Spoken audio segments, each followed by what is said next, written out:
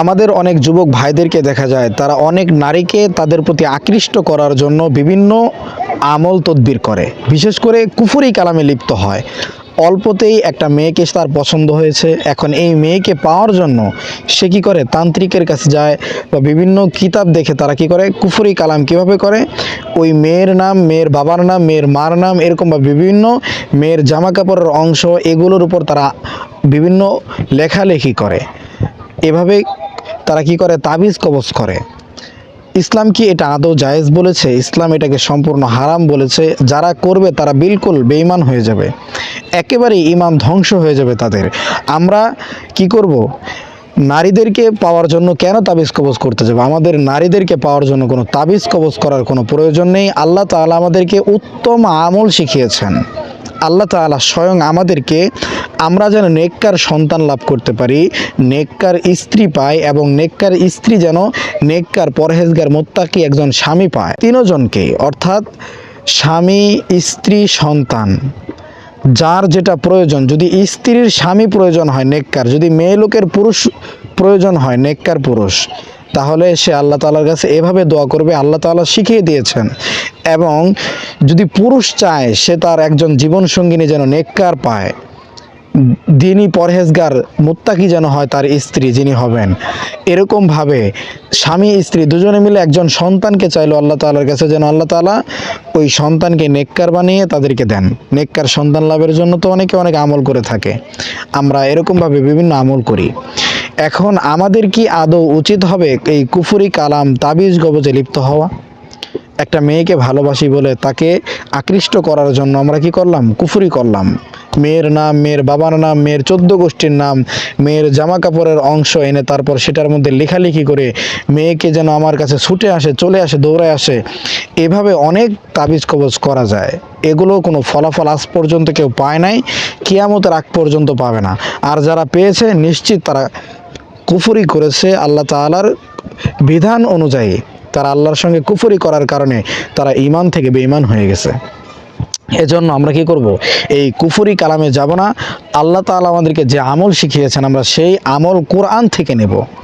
আল্লাহ তাআলা যেন আমাদেরকে নেককার স্ত্রী অথবা নেককার স্বামী, অথবা আমাদেরকে যেন নেককার পুত্র সন্তান হোক, কন্যা সন্তান হোক, যার যেটা উদ্দেশ্য হয় সে সেটাকে ব্যক্ত করে সামনে রেখে আল্লাহ তাআলার কাছে দোয়া করবেন। কিভাবে করবেন? আল্লাহ তাআলা সেই প্রসেসটি, সেই দোয়াটি আমাদেরকে কোরআনের মধ্যে শিখিয়ে দিয়েছেন। আয়াতটি আমরা স্ক্রিনে দিয়ে রাখবো, আপনারা এখান থেকে লিখে রাখবেন অথবা সেখান থেকে নিয়ে নেবেন, সংরক্ষণ করবেন। প্রিয় ভাই আমার, আপনারা দেখতে পাচ্ছেন আল্লাহ তাআলা আমাদেরকে কত সুন্দর করে কোরআন থেকে দোয়া শেখাচ্ছেন। আমাদেরকে আল্লাহ তাআলা কোরআন থেকে শেখাচ্ছেন। আমরা যদি সেটা কোরআনকে ফলো করতে না পারি, পৃথিবীর এমন কোনো কিতাব নেই আমাদেরকে উত্তম ফলাফল দিবে। আমরা মুসলিম, আমাদের উচিত কোরআনের প্রতি বিশ্বাস স্থাপন করা, কোরআনের প্রতি খুঁটি গাড়া।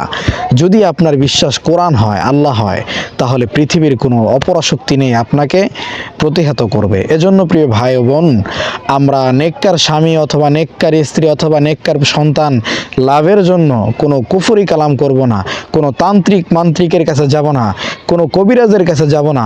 আল্লাহ তাআলা যে দোয়া শিখিয়ে দিয়েছেন সেই আমল অনুযায়ী আপনি কোরআন থেকে দোয়া করবেন। আপনি অবশ্যই 100%, যেহেতু আল্লাহ তাআলা শিখিয়ে দিয়েছেন, এটার ফলাফল আল্লাহ তাআলা আপনাদেরকে দান করবেন। পৃথিবীর এমন কোনো শক্তি নেই, যদি আপনি আল্লাহ তাআলার শিখানো আমল বাদ দিয়ে আপনি অন্য কারো কাছ থেকে কোনো কৌশল অবলম্বন করেন, আল্লাহ তাআলা চাহেন তো আপনার পরিণতি কি হবে সেটা আপনি ভালো জানেন কিন্তু মানলেন না, তাহলে বিষয়টা কেমন হয়ে গেল? জানার পরেও মানলেন না, তাহলে অবশ্যই এর শাস্তি আপনাকে দ্বিগুণ ভোগ করতে হবে। এজন্য আমরা কি করব? কুফরি কালামের কাছেও যাব না, তার ধারের কাছেও যাব না।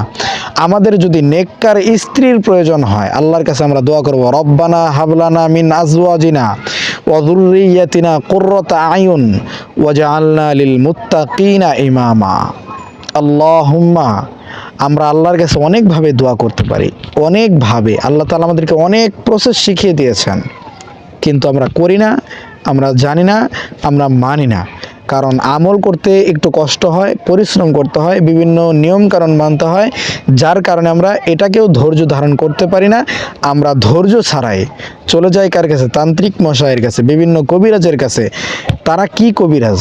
যারা কোরআন হাদিস থেকে ব্যাখ্যা নিয়ে কুফরির সঙ্গে বিভিন্ন কালো জাদুর মতো এরকমভাবে অন্ত্র মন্ত্র দিয়ে তারা কুফরি কালাম করে থাকে, তাদের কাছে গিয়ে যদি আমরা এরকমভাবে প্রার্থনা করি, আল্লাহ তাআলা আপনাকে উত্তম সন্তান দান করবেন। পৃথিবীর বুকে আজ পর্যন্ত কেউ উত্তম সন্তান, উত্তম স্ত্রী, উত্তম স্বামী এই কুফরি কালাম করে কেউ পায়নি, আপনিও পাবেন না যত চেষ্টাই করেন। যদি আল্লাহ তাআলার শিখানো আমল, রব্বানা হাবলানা মিন আজওয়াজিনা ওয়া যুররিয়াতিনা কুররাতা আয়ুন ওয়াজআলনা লিল মুত্তাকিনা ইমামা, আপনারা এই আয়াতের কোন পারা, কোন সূরা, সব কিছু কত নম্বর আয়াত সব দেওয়া রয়েছে, আপনারা এখান থেকে সংরক্ষণ করবেন, কোরআনের আমল করবেন।